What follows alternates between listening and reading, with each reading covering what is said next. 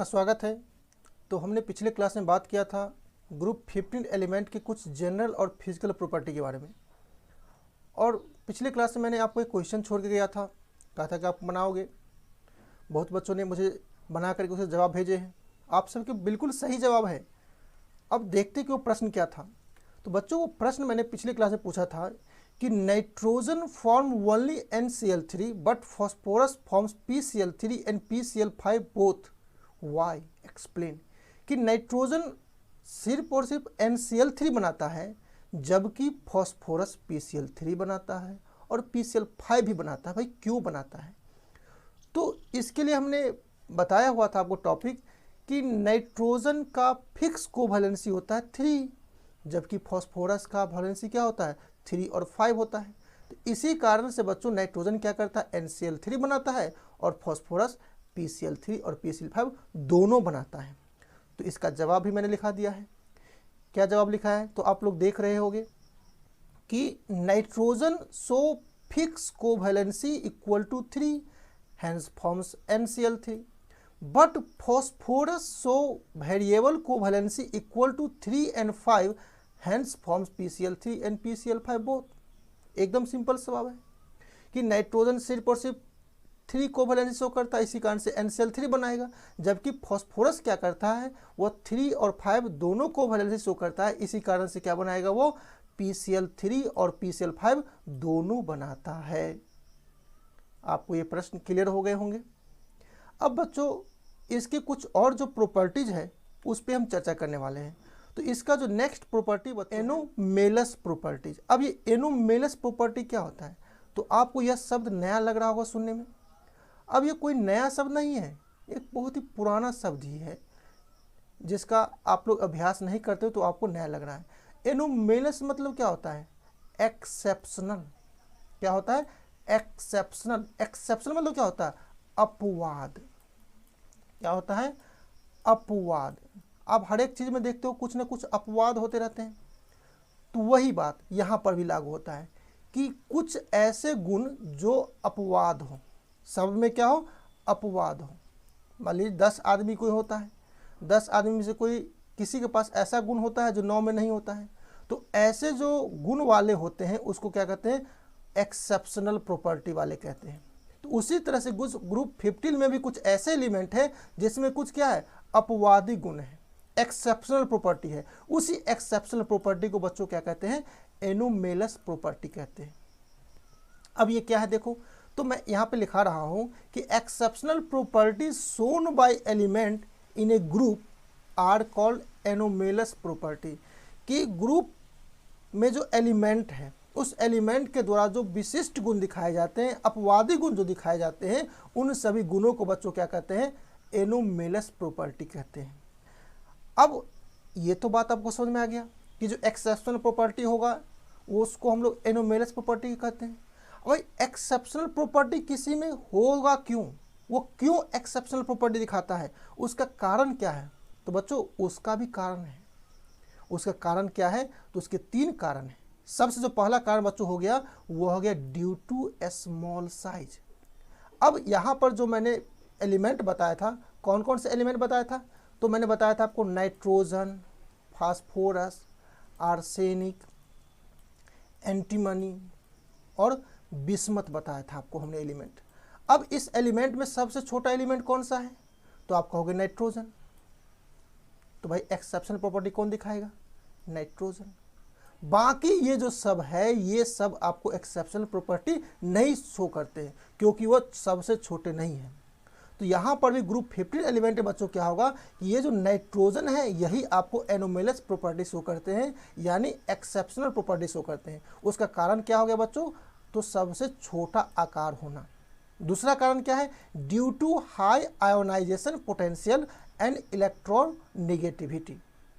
दूसरा कारण है कि इसके जो आयोनाइजेशन पोटेंशियल होते हैं और इलेक्ट्रॉन निगेटिविटी होते हैं, इसका क्या होता है? सबसे ज़्यादा होता है। मैंने बताया था, इसका ट्रेंड भी मैंने बताया था कि ऊपर से नीचे आने पर आयोनाइजेशन पोटेंशियल और इलेक्ट्रॉन निगेटिविटी दोनों का मान घटता है, मतलब ऊपर वाले का क्या होता है? सबसे ज़्यादा होता है। इसमें बच्चों नाइट्रोजन का जो इलेक्ट्रोनेगेटिविटी है और आयोनाइजेशन पोटेंशियल है वो सबसे ज़्यादा है।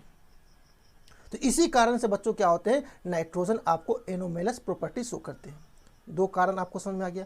तीसरा कारण भी है। तीसरा कारण क्या है, due to absence of vacant d orbital, इसके पास खाली डी ऑर्बिटल भी नहीं है। तो ये जो बच्चों तीन गुण हो गए, पहला हो गया कि ड्यू टू स्मॉल साइज, छोटे आकार का होना। दूसरा हो गया कि हाई आयोनाइजेशन पोटेंशियल और हाई इलेक्ट्रॉन निगेटिविटी, दूसरा कारण ये हो गया इसके कारण से। और तीसरा होगा कि इसके पास डी ऑर्बिटल खाली है ही नहीं। इन तीन गुणों के कारण से बच्चों क्या होते हैं, इसमें एनोमेलस प्रॉपर्टी होता है। किसी भी व्यक्ति को भी ले लोगे कि भाई उसमें क्यों अपवाद है, क्यों एक्सेप्शनल उसमें आ गया, उसके पीछे भी कारण क्या होगा, ये ऐसा ही कोई कारण होगा। उन कारणों से कारण से क्या होता है, उसमें वह विशिष्ट गुण आ जाते हैं। तो आपको ये बात समझ में आ गया होगा कि एक्सेप्शनल प्रॉपर्टी क्या होते हैं और उसके होने का क्या कारण है। तो बच्चों उसके होने का ये तीन कारण है। ठीक है, अब कौन कौन से एक्सेप्शनल प्रॉपर्टी नाइट्रोजन के द्वारा प्रदर्शित होते हैं, हम उसके बारे में बात करेंगे। तो मैं हेडिंग बनाता हूँ, various anomalous properties of nitrogen, क्योंकि आपने देखा था कि सबसे छोटा एलिमेंट और जिसका सबसे हाई आयोनाइजेशन पोटेंशियल और हाई इलेक्ट्रोनेगेटिविटी हो, वह कौन सा एलिमेंट है, नाइट्रोजन है। तो किसके द्वारा एनोमेलस प्रॉपर्टी शो होगा, नाइट्रोजन के द्वारा ही होगा ना। चलो अब देखते हैं कि नाइट्रोजन कौन कौन से एनोमेलस प्रॉपर्टी शो करते हैं। फर्स्ट जो उसका एनोमेलस प्रॉपर्टी है वह है कि nitrogen is diatomic while others are polyatomic. मतलब जितने भी एलिमेंट आप पीरियोडिक टेबल में देख रहे हो, मतलब ग्रुप 60 में देख रहे हो आप, उसमें नाइट्रोजन क्या है, आपको N2 के रूप में है। और बाकी जितने हैं वह सब के सब क्या है, पॉली एटॉमिक। पॉली मतलब मेनी, बहुत सारे, और एटॉमिक मतलब एटम, उसके पास बहुत सारे एटम होते हैं। जैसे देखो फॉस्फोरस हो गया, तो फॉस्फोरस किस रूप में पाए जाते हैं बच्चों, आपको वह P4 के रूप में पाए जाते हैं। मैंने नीचे लिखा दिया है कि nitrogen exist as N2 while phosphorus exist as P4।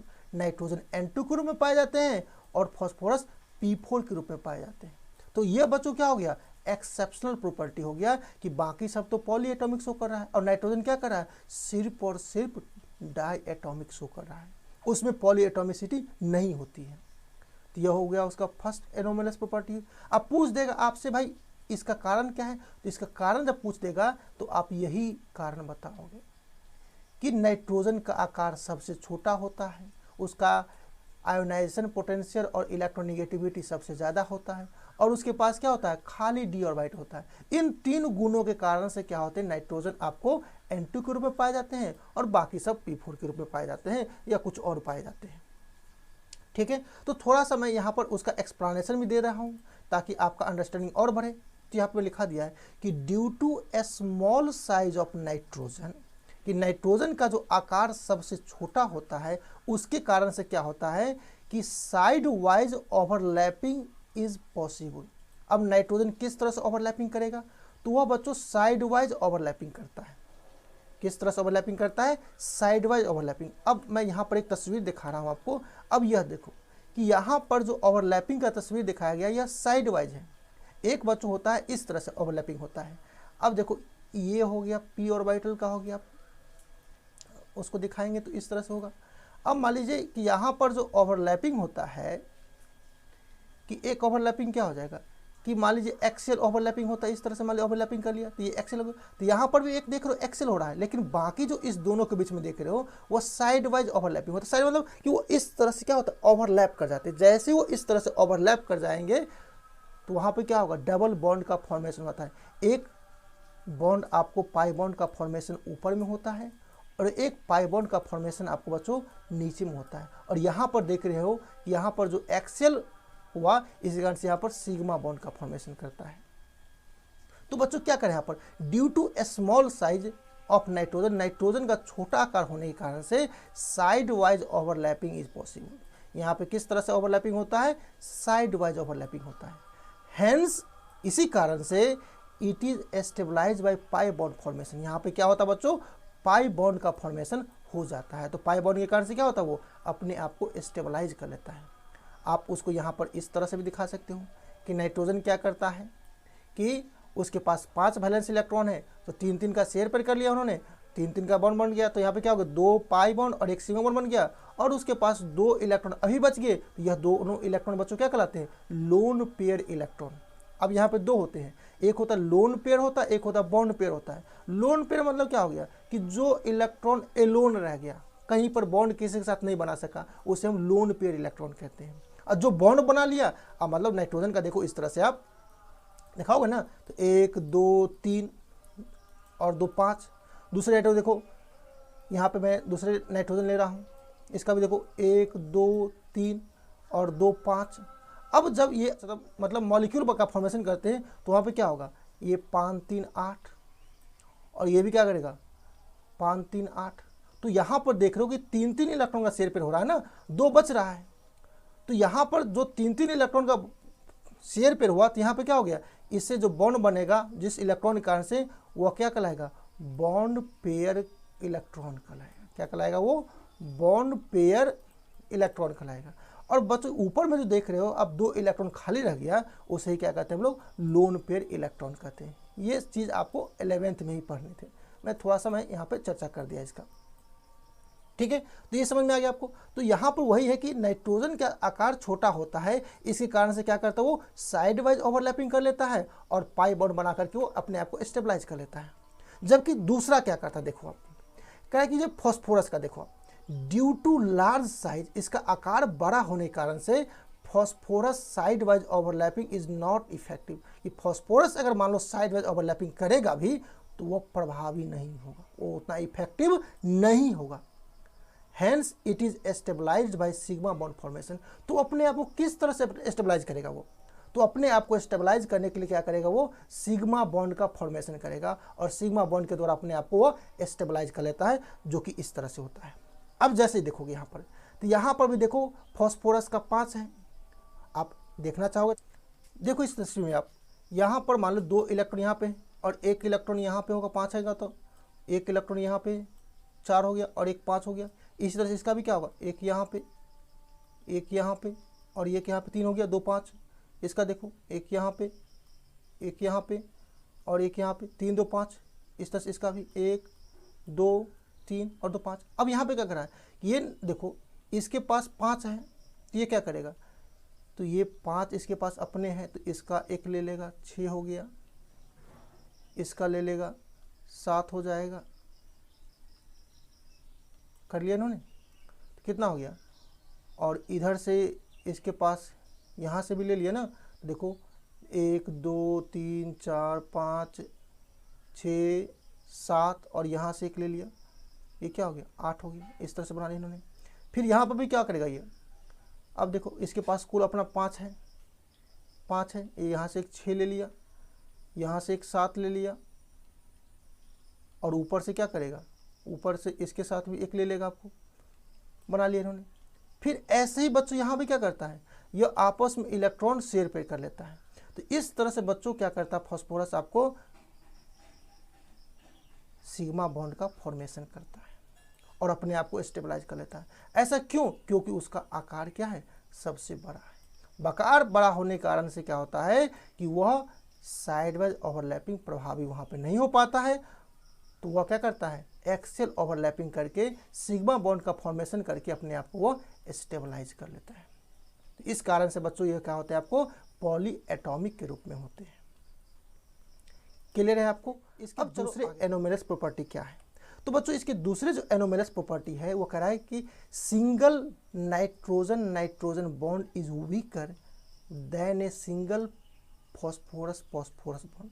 मतलब यहाँ पर देखो ये जो नाइट्रोजन है, यहाँ पे क्या हुआ, इस तरह से बॉन्ड बनाया, ठीक है, और इसके पास ये 2 क्या है, लोन पेयर इलेक्ट्रॉन है।